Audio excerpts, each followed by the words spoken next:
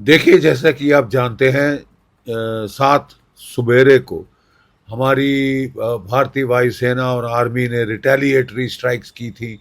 9 पाकिस्तानी जो बेसिस हैं उनको हिट किया था, टेररिस्ट बेसिस को, 5 पीओके में और 4 पाकिस्तान प्रॉपर के अंदर, जिसमें शामिल एलईटी का मुरेद के का हेडक्वार्टर और जैश ए मोहम्मद का हेडक्वार्टर भावलपुर में। और वहाँ तो मसूद अजहर की फैमिली के कोई 10 मेंबर वाइप आउट हो गए हैं। बड़ी विजिबल टारगेट स्ट्राइक करी हैं और जो दुनिया को विदित है साफ। कोई चिड़िए कबूतर कौए मारने की बात नहीं है, वो गिन लें जो कबूतर है या चिड़िया अगर मरी है वहाँ उनके टेररिस्ट मरे हैं।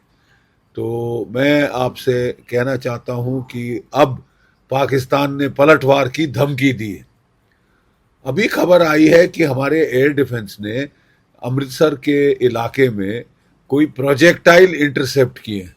इसका मतलब शायद वो रॉकेट या मिसाइल फायर करने की कोशिश की है पाकिस्तान ने। ये बहुत सीरियस है। अंदाज था कि वो भी अपने रॉकेट्स या मिसाइल से जवाब देगा। प्रॉब्लम उसके लिए ये है कि भारत का एयर डिफेंस सिस्टम बहुत पुख्ता है। हमारे पास सैम 400 हैं, हमारे पास पृथ्वी पॉइंट डिफेंस मिसाइल्स हैं, हमारे पास जो है पूरा लेयर्ड मिसाइल डिफेंस सिस्टम है जो कि पाकिस्तान से कहीं ज़्यादा अच्छा है। तो इसके चलते नुकसान होगा पाकिस्तान को अगर वो ये कोशिश करे जैसा उसने करी है।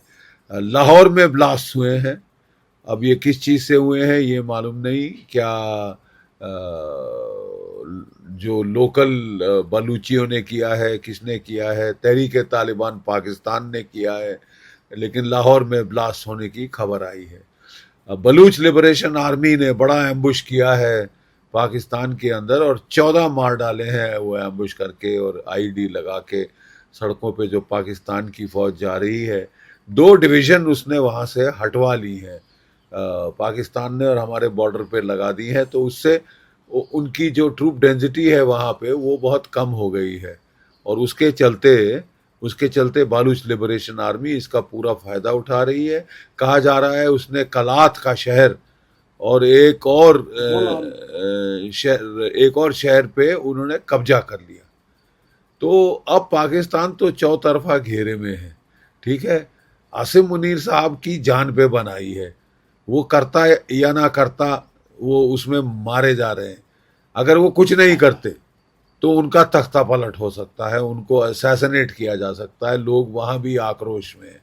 ठीक है, और अगर वो कुछ करते हैं तो उनको भारत से अच्छी करारी पड़ेगी, क्योंकि अभी तक तो हमने अपने हमले केवल और केवल टेररिस्ट कैंपों पे केंद्रित रखे हैं। लेकिन अगर पाकिस्तान की फौज भारत की फौज पे, भारत की जनता के ऊपर स्ट्राइक करता है तो फिर भारत को पूरा हक है कि हम जवाबी कार्रवाई में पाकिस्तान की फौज, पाकिस्तान की आईएसआई, पाकिस्तान की मिलिट्री इंस्टॉलेशंस को स्ट्राइक कर सकते हैं। हमारी नेवी भी जंग में उतर सकती है, कराची की पुख्ते के पर खच्चे उड़ा सकती है। तो ये अभी स्थिति है।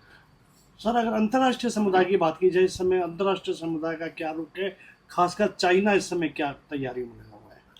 देखिए, चाइना जो है उसने पहले तो कहा कि वो इसके बरखिलाफ है, क्या ये जो पाकिस्तान ने टेररिस्ट वारदात करी, लेकिन उसके बाद फिर वो पाकिस्तान के सपोर्ट में आ गया, कहने लगा higher than the mountains deeper than the seas वगैरह वगैरह।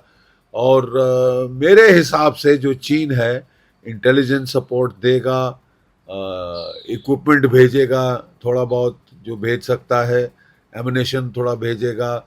लेकिन बात यह है कि वो डायरेक्ट इंटरवेंशन नहीं करेगा। लॉजिस्टिक सपोर्ट दे दे, इनडायरेक्ट सपोर्ट दे दे, no boots on the ground, no boots on the ground, क्योंकि वो जानता है कि अगर वो ऐसा करता है तो भारत जो है उसके लिए एक और फ्रंट खोल सकता है।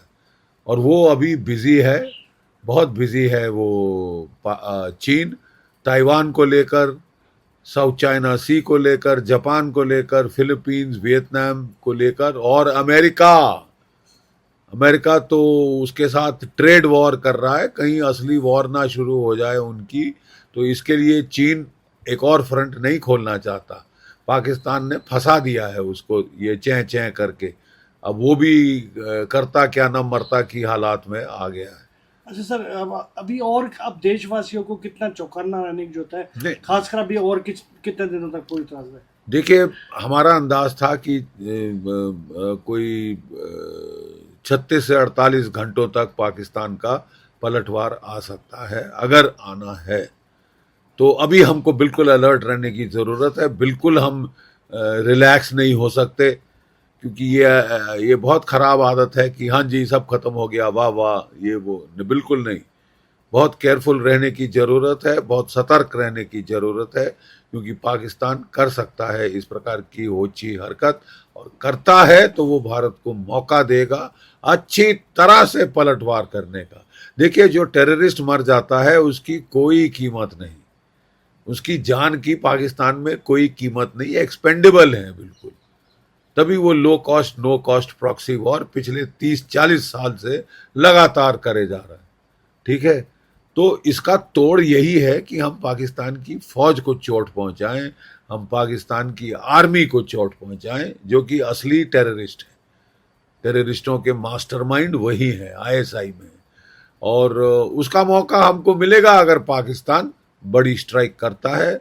और कुछ ये भी आवाजें आ रही हैं पाकिस्तान से कि जी बस हो गया, वो झूठ झाट बोल रहे हैं, मनगढ़ंत कहानियां बना रहे हैं कि हमने 5 रफाल मार दिए, सो एक नहीं मारा है, खरोच नहीं आई है। और लेकिन कुछ अफवाहें वो फैला रहे हैं, मीडिया वॉरफेयर कर रहे हैं, वो नेट पे कुछ तस्वीरें भी दिखा रहे हैं, कुछ तस्वीरें भी दिखा रहे हैं। तो ये फेक न्यूज है, ये सारी की सारी। हमको इसकी तरफ बिल्कुल चिंतित नहीं होना चाहिए। बहुत ज़बरदस्त स्ट्राइक करी है हमारी एयरफोर्स ने और आर्मी ने मिलकर, जिससे कि 9 कैंपों के तो परखच्चे उड़ गए, और बड़े विजिबल तरीके से परखच्चे उड़े।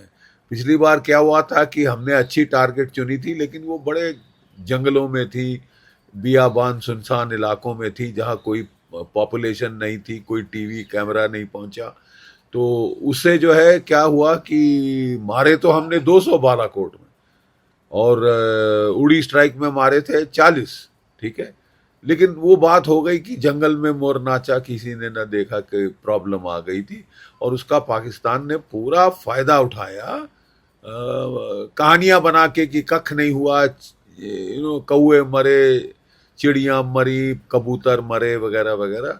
तो अब की बार साहब शौक पूरा कर लें, गिन लें कबूतर कौए जो आपके मुरीदके में मारे हैं, जो आपके भावलपुर में 110 किलोमीटर अंदर जाके ठोके हैं। तो बड़ा अच्छा करारा जवाब मिला है। लेकिन डेटरेंस तभी हासिल होगी जब हम पाकिस्तान की फौज को ठोकें। उसमें प्रॉब्लम यह है कि एस्केलेशन हो सकती है, लेकिन अगर पाकिस्तान वार करे तो फिर आपको पलटवार करना होगा, पलटवार का पलटवार करना।